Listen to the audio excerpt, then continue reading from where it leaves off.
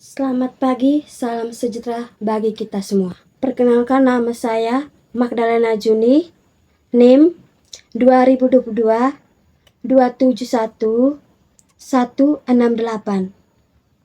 Fakultas Keguruan Ilmu Pendidikan, Program PGSD semester 2. Saya akan mempresentasikan materi PKN tentang judul Pendidikan Anti Korupsi. A. Pengertian korupsi. Termaktub dalam Ensiklopedia Indonesia.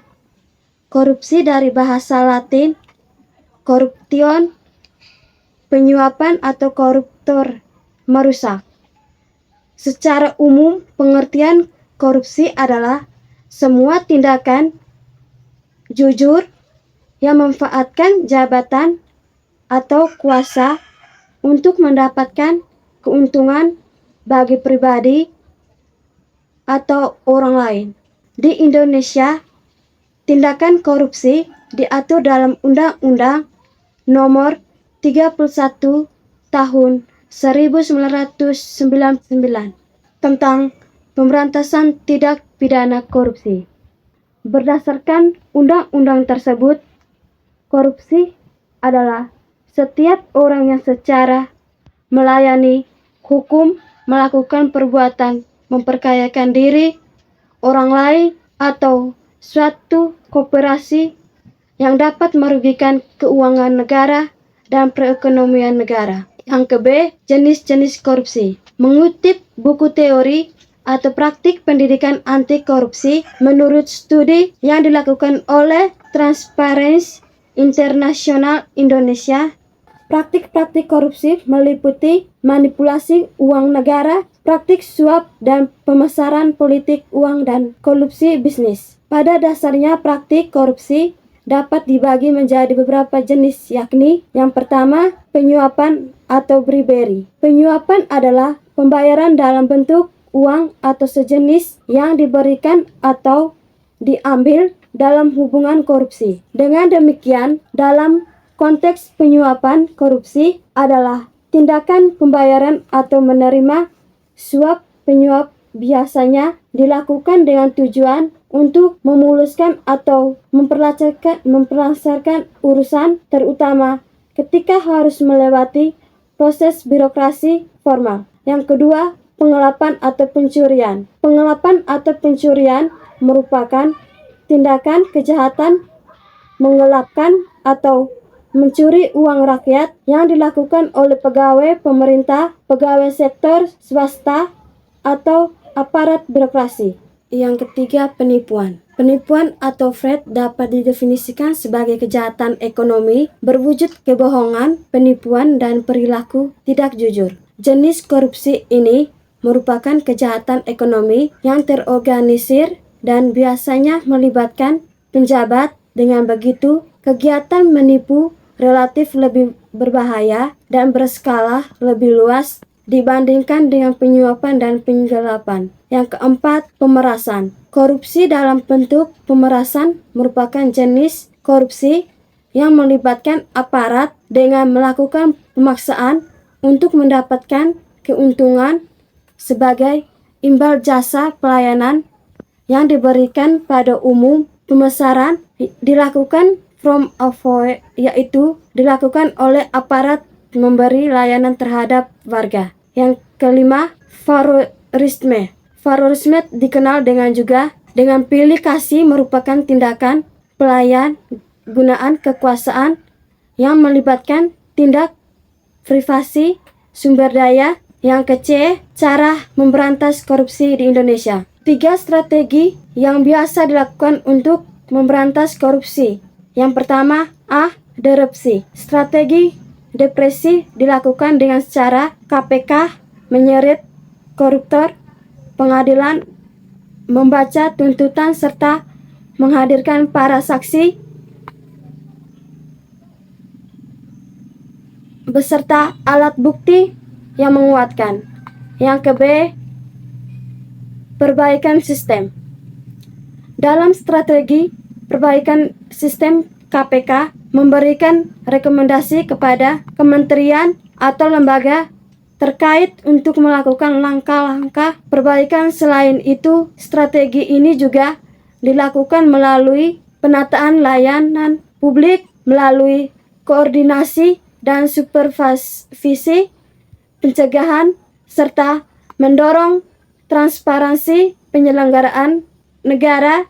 Untuk mendorong transparansi penyelenggaraan negara, KPK menerima LHKPN dan gratifikasi. Yang ke C, edukasi dan kampanye. Edukasi dan kampanye dilakukan sebagai bagian dari pencegahan dan memiliki peran strategi dalam pemberantasan korupsi. Melalui edukasi dan kampanye, KPK meningkatkan kesadaran masyarakat mengenai dampak korupsi, mengajak masyarakat untuk melibatkan dalam gerakan pemberantasan korupsi, serta membangun perilaku dan budaya anti korupsi. Kegiatan edukasi dan kampanye ini sebaiknya dilakukan tindakan hanya kepada mahasiswa dan masyarakat umum, tetapi dimulai dari anak usia dini, taman kanak-kanak, dan sekolah dasar. Yang ke D, anti korupsi merupakan kebijakan untuk mencegah dan menghilangkan peluang bagi perkembangannya korupsi. Pencegahan yang dimaksud adalah bagaimana meningkatkan kesadaran individu untuk tidak melakukan korupsi dan bagaimana menyelamatkan uang dan aset negara. Menurut Maheka, peluang bagi perkembangannya korupsi dapat dihilangkan dengan cara melakukan perbaikan sistem hukum dan kelembagaan dan perbaikan manusianya. Dalam hal perbaikan sistem, langkah-langkah anti korupsi mencakupi: yang pertama, memperbaiki peraturan perundang yang berlaku, mengantisipasi perkembangan korupsi dan menutup celah hukum atau pasal-pasal karet yang sering digunakan koruptor, dan melepaskan diri dari jerat hukum. Yang kedua, memperbaiki cara kerja pemerintah menjadi sederhana dan efisien. Yang ketiga, memisahkan secara tegas kepemilikan negara dan kepemilikan pribadi, serta memberikan aturan yang jelas tentang penggunaan fasilitas negara untuk kepentingan umum dan penggunaannya untuk kepentingan pribadi. Yang keempat, menegakkan etika profesi dan tata tertib lembaga dengan pemberian sanksi secara tegas. Yang kelima, menerapkan prinsip-prinsip good governance. Yang keenam, mengoptimalkan pemanfaatan teknologi dan memperkecilkan terjadinya human error. Yang berikut berkaitan dengan perbaikan manusia. Langkah-langkah anti korupsi meliputi: yang pertama, memperbaiki moral manusia sebagai umat beriman, yaitu dengan mengoptimalkan peran agama dalam memberantas korupsi. Artinya bahwa pemuka agama berusaha mempererat ikatan emosional antara agama dengan umatnya, menyatakan dengan tegas bahwa korupsi merupakan perbuatan tercela, mengajak masyarakat untuk menjauhkan diri dari segala bentuk perilaku korupsi, dan membubuhkan keberanian masyarakat untuk melawan korupsi. Yang kedua, memperbaiki moral bangsa, yakni mengalihkan loyalitas keluarga, kalian, suku, dan etnis, loyalitas lembaga. Yang ketiga, meningkatkan kesadaran hukum individu dan masyarakat melalui sosialisasi dan pendidikan anti korupsi. Yang keempat, mengentaskan kemiskinan melalui peningkatan kesejahteraan. Yang kelima, memilih pemimpin yang bersih, jujur, anti korupsi, peduli, cepat tanggap, dan dapat menjadi teladan bagi yang dipimpin. Yang berikut pendidikan anti korupsi. Pendidikan anti korupsi dapat dipahami sebagai usaha sadar sistematis yang diberikan kepada peserta didik berupa pengetahuan, nilai-nilai, sikap dan keterampilan yang dibutuhkan agar mereka mau dan mampu mencegahkan dan menghilangkan peluang berkembangnya korupsi. Sasaran akhirnya bukan hanya menghilangkan peluang, tetapi juga peserta didik sanggup menolak segala pengaruh yang mengarahkan dan berperilaku koruptif. Tujuan pendidikan anti korupsi adalah yang pertama, 1. Pembentukan pengetahuan dan pemahaman mengenai berbagai bentuk korupsi dan aspek-aspeknya. Yang kedua, perubahan persepsi dan sikap terhadap korupsi. Yang ketiga, pembentukan keterampilan dan kecakapan baru yang dibutuhkan untuk melawan korupsi. Yang berikut berdasarkan tujuan tersebut dapat dicermati bahwa pendidikan anti korupsi melibatkan 3 domain penting, yaitu kognitif, efektif, dan psikomotorik. Yang pertama, aspek kognitif menekankan pada kemampuan mengingat dan memproduksi informasi yang telah dipelajari, bisa berupa mengkombinasikan cara-cara kreatif atau mensistematiskan ide-ide dan materi baru. Yang kedua, domain afektif atau menekankan pada aspek emosi, sikap, apresiasi, nilai atau pada level menerima atau menolak sesuatu. Ketiga, yaitu domain psikomotorik, menekankan pada tujuan melatih kecakapan atau keterampilan untuk memperbekali peserta didik agar bisa berperilaku anti korupsi, maka penyelenggaraan pendidikan anti korupsi. Yang ketiga, domain di atas harus diselaraskan atau diintegrasikan dalam target kurikulum, baik yang eksplisit maupun implisit. Dengan demikian, arah pendidikan anti korupsi menjadi jelas berdasarkan kriteria-kriteria yang dapat diukur. Yang berikut, good governance. Good governance adalah pemerintah yang profesional, efisien, mendahulukan kepentingan masyarakat dan berkomitmen dan untuk memberikan pelayanan terbaik serta bersih dan praktik korupsi. Konsep good governance yang dengan optimis ini sebenarnya tidak mustahil untuk mewujudkan, namun dalam menerapkan dibutuhkan kerjasama yang baik antara 3 faktor utamanya, yaitu pemerintah sektor, swasta, dan masyarakat sipil.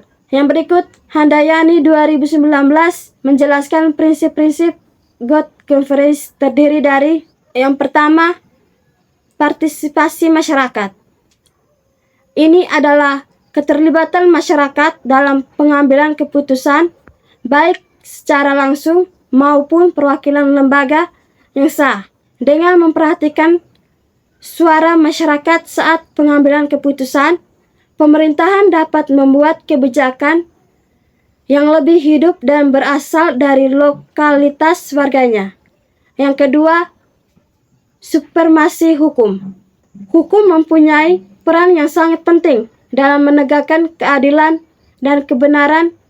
Karena itu, setiap hukum yang dibuat oleh pemerintahan DPR harus adil, tidak memihak, dan juga konsisten. Pemerintah yang dituntut untuk menerapkan hukum yang tidak pandang bulu, tidak melibatkan jabatan, kerabatan, maupun materi. Yang berikut, 3. Transparansi. Transparansi dalam good governance dapat diartikan sebagai kemudahan akses informasi tentang kegiatan penyelenggaraan pemerintahan bagi masyarakat, artinya seluruh warga masyarakat bisa mendapatkan informasi yang terbaru, yang benar, dan dapat dipertanggungjawabkan kebenarannya dengan mudah. Yang keempat, stakeholder. Stakeholder dalam good governance dapat menjadi pengambilan keputusan maupun program. Karena itu, stakeholder dituntut untuk berjalan beriringan dengan kepentingan yang dibangun oleh pemerintah, serta yang berikut unsur good governance.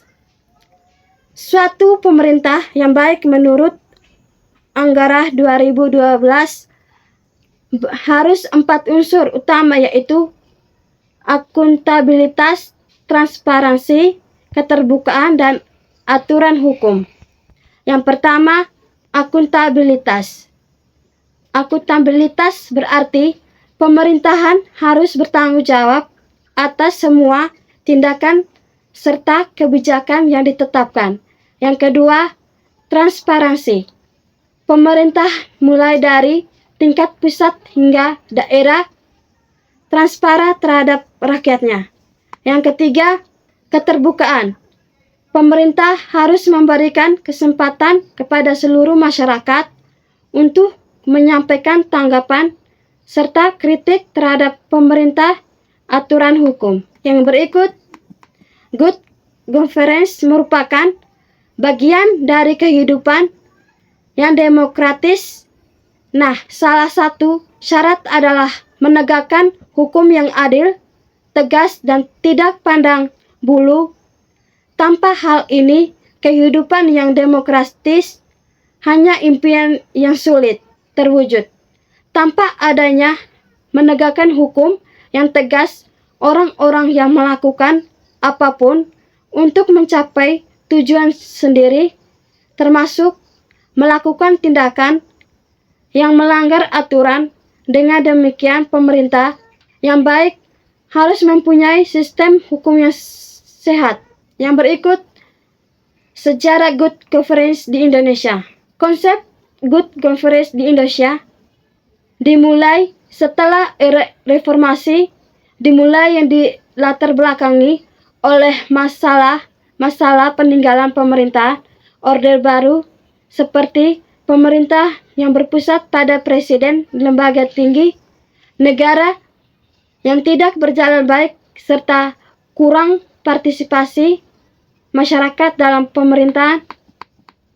Ketika masa reformasi, dulu badan eksekutif serta legislatif berhasil merumuskan 3 undang-undang yang kemudian mengubah sistem pemerintah di Indonesia.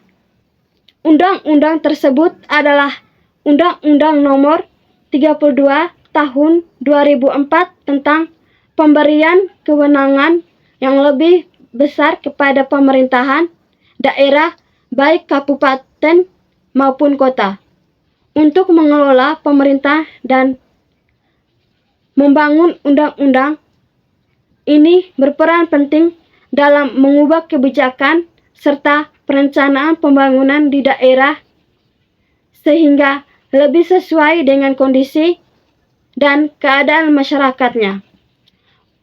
Yang berikut, Undang-Undang Nomor 28 Tahun 2004 tentang pemberian wewenang yang lebih besar kepada pemerintah daerah untuk mengelola dan mengalokasikan dana dalam melaksanakan pembangunan. Undang-Undang Nomor 28 Tahun 1999 tentang pelaksanaan di bidang pembangunan serta melaksanakan pemerintah pada tingkat pusat, maupun Undang-Undang Nomor 28 Tahun 1999. Inilah yang kemudian menjadi landasan awal dari penerapan good governance sebagai landasan penyelenggaraan pemerintah. Nah, ketiga undang-undang ini di atas adalah fondasi utama menerapkan setiap good governance. Pemerintah Indonesia tampaknya belum mampu memahami good governance serta menyeluruh sehingga konsep ini belum bisa dijalankan dengan baik. Akan tetapi komitmen pemerintah untuk menjadi good governance sebagai landasan nilai pemerintah tetap harus diapresiasi. Yang berikut tujuan dari good governance. Pada dasarnya setiap pemerintah dari negara maupun pasti ingin mempunyai sistem pemerintah yang baik demi memastikan negara tetap aman dan damai. Pemerintahan Indonesia mengatur menerapkan konsep pemerintah yang baik melalui penerapan nomor per/15/MPAN/7/2028